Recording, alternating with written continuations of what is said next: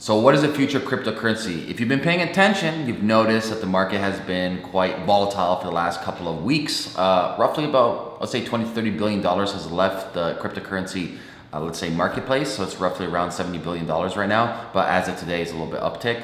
And the whole premise of this video is I want to quickly summarize my thoughts about the space currently and where I see the space going on in the future. I get emails every day from amazing entrepreneurs, from amazing people who are very gung-ho of entering the space, and they feel like they're missing out. They feel like they're not getting their piece of the pie, or they feel like they've missed this golden opportunity to enter the crypto space because it's only going to be for a short period of time that this is going to be available to most individuals. You know what? You know what I tell them? I tell them they're completely wrong.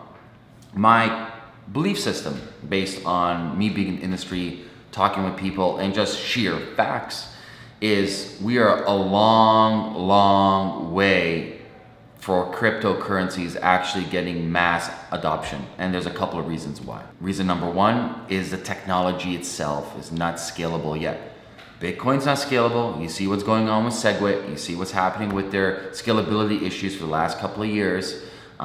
They cannot handle millions of users. Ethereum is the same boat. They're trying to do that with Casper, with proof of stake, but that's quite a bit away, and we still don't know exactly how that's going to actually function in mainnet, in the real world. It looks great theoretical on paper, but let's apply that in the real world. Number two, sheer talent. So this is what BlockGeeks does. We train developers. There's not enough talented people in the space. We need more engineers. We need more people who specialize in crypto economics. We need more developers. We need more talented, amazing people to enter this space and to offer value and to support the ecosystem. Go ask any, let's say, DApp or ICO that's raised money. They're all having the same problem. They can't find talented people. This is why Google goes around the world and finds amazing people to bring back to Silicon Valley. And finally, number three is, it's quite simple, the timing. I truly believe that, yes, when Bitcoin came out in 2008, the timing was perfect. But what I mean by timing for this point is global timing. So if you walk on the street and you talk to anybody about Bitcoin or Ethereum, maybe 1 out of 10 people may know what Bitcoin is, but I guarantee 0 out of 10 people will know what Ethereum is. So the actual marketplace is not aware of it, and they're not ready for this adoption. For example, in North America, e-commerce purchases on the phone is south of 5%. When you go to China, it's north of 75% on WeChat. So if the marketplace here in North America is only south of 5% on e-commerce, that tells you a lot when it comes to psychology of buyers over here, psychology of people using online banking. You know, they have a regular fear of using their phone for online banking. Imagine when it comes to cryptocurrency. So we are in a very early phase in this industry. I mean, extremely early, and it's still very experimental. Even though Bitcoin's been here for 8 years, Ethereum's been here for 2 years, that's like a blink. It's nothing, especially because this isn't just technology.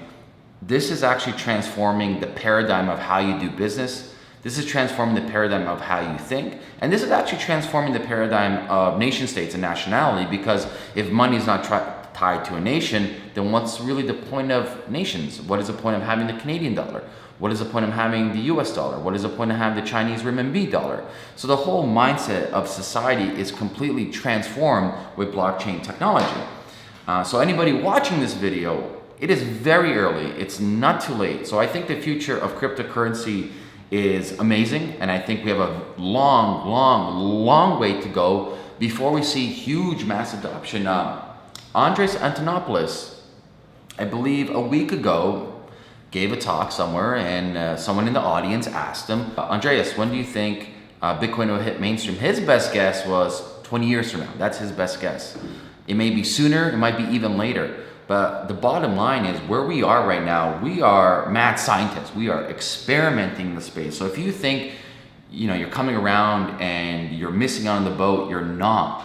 You're actually one of the, what I like to coin the phrase, lunatics in the space, coming very early, and you're joining us in this massive global experimental experiment, this process of creating new types of cryptocurrencies, these new types of tokens, new types of systems of business, because business will change. And who knows, maybe Bitcoin will disappear next year, or maybe it might stay here for the next 100 years. Same thing with Ethereum. I really don't know what the platforms of the futures will be. The best guess that we can say is we can look at in the past, for example, the examples of MySpace and Facebook's, but those are a little bit different, you know. Where we're entering is unknown territory where the whole paradigm is completely different. The psychology is completely different, and also the context is completely different, because back then the internet was still being built. So we have this now, say, hyperactive platform that things can exponentially grow, which they didn't have back in the day, and communication is more robust, etc. We have just more resources at our disposal than these companies and these startups did back in the day. But so if you're watching this video and you feel, let's say, left out of the party, trust me, you're not left out of the party. You're early. And my recommendation to you, if you want to get involved, is get involved. Buy some cryptocurrencies. Invest in some, blockchain startups. Somehow get involved. Start talking to experts. If you need to talk to experts, if you need to update yourself on the knowledge, go to Block Geeks. There's a link below this video, or go to our YouTube channel where we interview and do webinars with all the best talented people around the world. But the bottom line is we are very early. If we're looking at like the growth curve of this technology, we're still at the beginning. And yes, somewhere, like if we're here, somewhere over here is going to be that exponential curve where it hockey sticks, but we're very, very far away from that particular point in time. Classic example right now is with the dApps on Ethereum. You have certain dApps like Bancor and Status to shut down EVM. Imagine if you're a successful startup on top of Ethereum and you have millions of users, you can't even build a business because Ethereum can't handle that user load. Same thing with Bitcoin. You have all these very protocol layers of blockchain that must be solved right now. And once we solve that, whether that is state channels, stable coins, proof of stake, hybrid versions of proof of stake, Bitcoin, SegWit, into Lightning Network. Once that is solved, then we can start actually seeing more user adoption where it's almost instantaneous transaction, very, very, very low transaction fees, and more of a flawless user experience where in fact you don't feel like you're even using a blockchain. In fact, you don't even feel like you're using a cryptocurrency. It's just like you're going on a Shopify channel or or an Amazon channel and you're buying something, okay? So that summarizes up. The future cryptocurrency is bright and we're in the very, very, very early stages, guys. Peace.